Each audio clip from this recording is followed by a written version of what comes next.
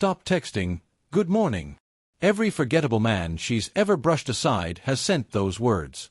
Every safe, average guy without presence or weight starts his day with them.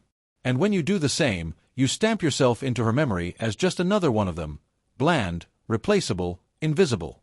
Here's the reality: good morning does nothing for her. It doesn't stir her body. It doesn't snag her mind. It doesn't echo later when she's showering, commuting, or lying awake at night. It's predictable. It's soft. And soft is forgettable. A younger woman doesn't crave safe.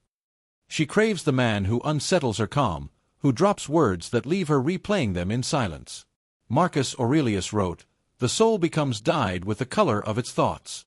If the only shade you give her mind is gray, don't be shocked when she forgets you by lunch. But if you can lace your words with energy, tension, and imagery, you don't just text her. You live in her head. Today I'll show you 5 ways to replace "good morning." 5 shifts that turn routine into obsession. Fair warning: once you start doing this, you don't go back to being average. 1. Stir feelings, don't repeat habits. Most men text like alarms. Good morning. Routine. Empty. Dead. Women don't remember routines, they remember how someone made them feel.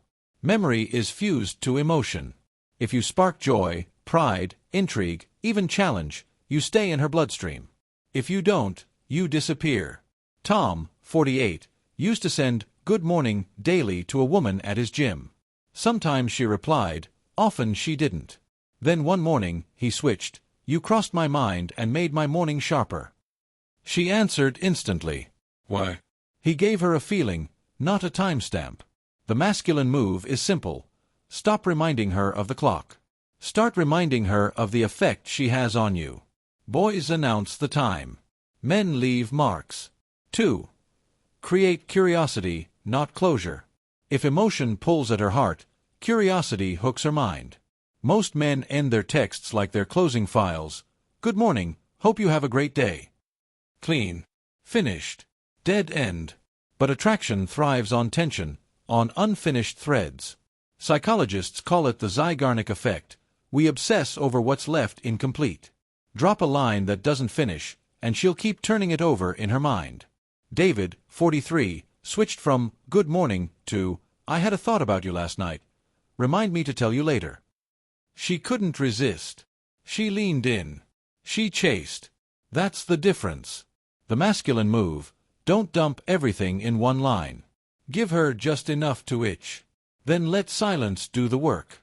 Boys close the story. Men leave her craving the next page. 3. Recognize the rare, not the obvious. Every man calls her beautiful. Every man says, "Good morning, gorgeous." And to her, it all blends together into noise. Compliments lose value when they're recycled 1,000 times. What she's starving for isn't surface praise, it's recognition of what others miss. When you notice the rare angle, the hidden spark, she ties that uniqueness to you. Alex, 52, upgraded from "good morning, beautiful" to "the way you look at the world makes me sharpen mine." That line struck deeper. It wasn't about her body. It was about her mind. That's the difference between being another admirer or unforgettable. The masculine move: stop tossing coins of cheap flattery. Observe, listen, and deliver one truth that slices deeper than her mirror. Boys praise what anyone can see. Men honor what only they can spot. 4. Position yourself as the prize. Here's the trap: every bland "good morning" is really a plea. A man putting her above himself, begging for scraps of attention. That's not attraction, that's submission. Desire flows toward value. If you posture yourself as the one chasing, you're already beneath her. But if you frame yourself as the man worth keeping up with, she instinctively rises. Robert, 46, shifted from "hope you slept well" to "big day ahead, try to keep pace with me." No groveling. No begging. Just motion, confidence, challenge. And her reply: fast, engaged, playful. Because he wasn't orbiting. He was leading. The masculine move: stop knocking on her door with flowers. Start showing her you're already moving, and she can step into your current. Boys chase. Men set the pace. 5. Plant images, not phrases. The mind doesn't cling to plain words, it clings to pictures. Good morning evaporates. But if you plant a scene in her imagination, it sticks like ink. Daniel, 41, texted instead, "I pictured you laughing this morning, couldn't shake it." She didn't just read it. She saw it. She saw herself alive in his mind. That image replayed in her head far longer than any polite greeting ever could. The masculine move: don't waste language that vanishes. Speak in images. Leave her with visions she replays in silence.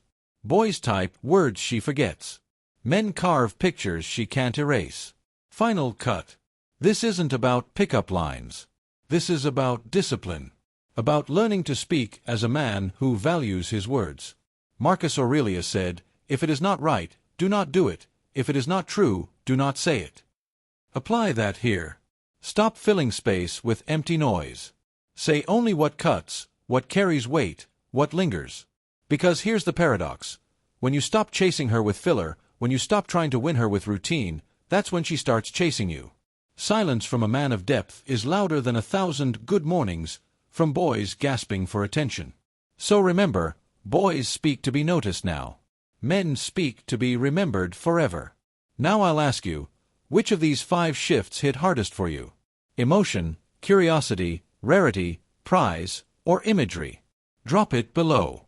And if you're ready to rise, declare it, "I will speak with intent."